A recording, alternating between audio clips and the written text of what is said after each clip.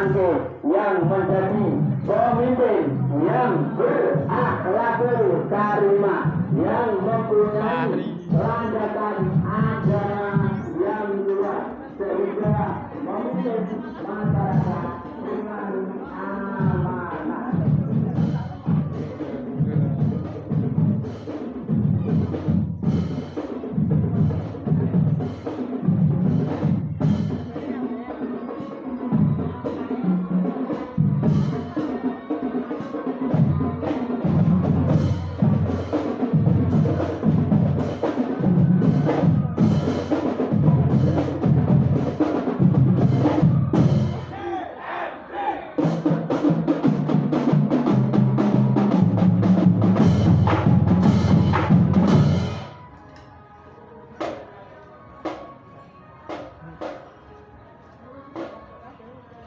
Anak-anak jarane barang.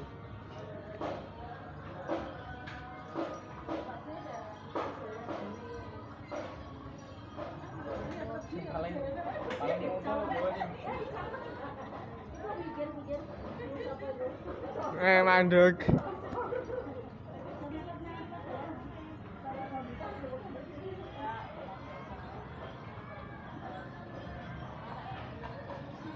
Makna jaran nak. Jaran kan dia.